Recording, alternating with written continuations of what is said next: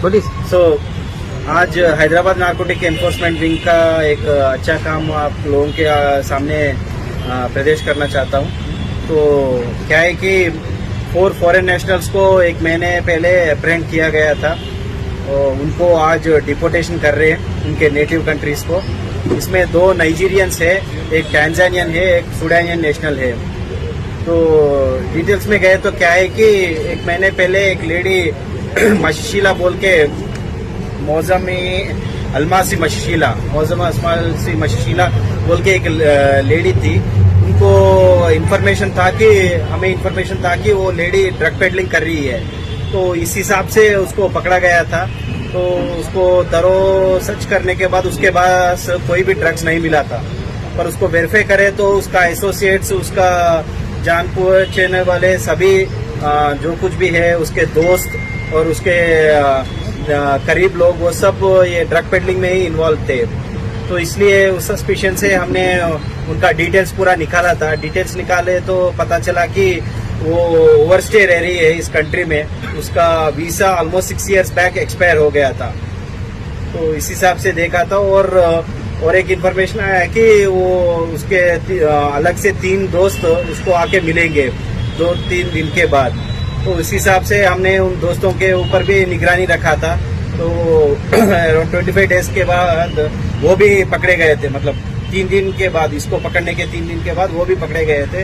उनको भी वेरीफाई करे तो उनके पास भी ड्रग्स नहीं मिला था, लेकिन उनका भी ऐसे ही हिस्ट्री था कि एसोसिएशन ड्रग पेडलिंग लोगों से था। वो भी ड्रग पेडलिंग पहले किए थे।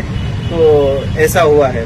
तो उनका भी डिटेल्स निकाले तो FRO ऑफिस को लिख के हमने इन लोगों का पूरा डिटेल्स लिया था। तो उससे क्लियरली मालूम होता है कि ये 4 के लोगों को वीसा, कोई भी वैलिड वीसा नहीं है। अभी सभी लोगों का वीसा एक्सपायर हो गया है। ये मशीला का वीसा ऑलमोस्ट 6 साल पहले एक्सपायर हुआ था। और 3 जनों में एक का नाम चिनजा नाना विवियान है, नाइजीरियन लेडी है वो। उसका वीसा 4.5 साल पहले एक्सपायर हुआ था। एक मैक्सवेल एंथोनी चूक हुआ है, प्रिंस भी कहते हैं उसे, उसका वीसा अराउंड 1 ईयर के बाद एक्सपायर हो गया था। और हामिद नाम के पर्सन है, स्टूडेंट वीसा पर आया था ये इसका वीसा 3 इयर्स बैक एक्सपायर हो गया था। तो इन लोगों को डिफरेंट डेट्स में, मतलब ये लोग अलग अलग वीसास पे आते थे। एक स्टूडेंट वीसा, एक मेडिकल वीसा, एक टूरिस्ट वीसा, ऐसे वीसास पे आते थे। और ये वीसास मैक्सिमम टेन्यूर 1 ईयर तक ही रहते थे। तो 1 ईयर के बाद ये एक्सपायर हो जाता है। उसको रिन्यू करना है, इनका काम है। वो रिन्यू भी नहीं हो रहा है, ये लोग नहीं कर रहे। और इनका पासपोर्ट भी, 2 लोगों का पासपोर्ट भी एक्सपायर हो गया था। एक फेक पासपोर्ट के बरामद भी आई थी। तो इसी हिसाब से हमने इन 4 लोगों को डिपोर्ट करना अच्छा समझा है, क्योंकि इनके ऊपर केस लगा के वो केस ट्रायल को गए तो मतलब इनके पास कुछ बरामद हुआ, ड्रग्स बरामद हुआ, तो ऑब्वियसली केस करना पड़ेगा।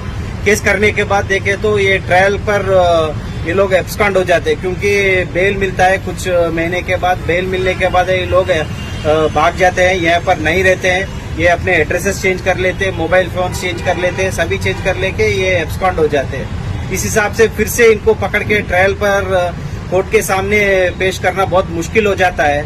और ये कोर्ट के बेल के बाहर आने के बाद भी ये बार वही धंधा करते हैं, ड्रग्स पर ही धंधा करते रहते हैं। तो इस हिसाब से ये लोग हर वक्त प्रॉब्लमेटिक ही रहते हैं, ये ड्रग्स के धंधा में रहने वाले ये लोग। तो इसीलिए इनको डिपोर्टेशन करना अच्छे समझे।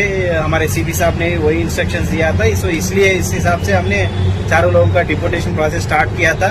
इनिशियली FRO ऑफिस को लेटर लिख के इनका पूरा जानकारी आने के बाद इनके ऊपर कोई क्रिमिनल केसेस है ऐसे वेरीफाई किया था, वो भी केसेस नहीं है। इसके बाद जो लोगों के पास पासपोर्ट नहीं है उनके लिए एग्जिट ट्रैवल सर्टिफिकेट के लिए हमने अपने ऑफिसर को दिल्ली भेजा था।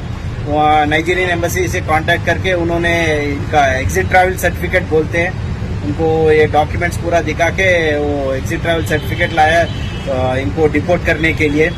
तो वो मिलने के बाद सभी मिला के FRO ऑफिस से रिक्वेस्ट किया कि इन लोगों को डिपोर्ट करें।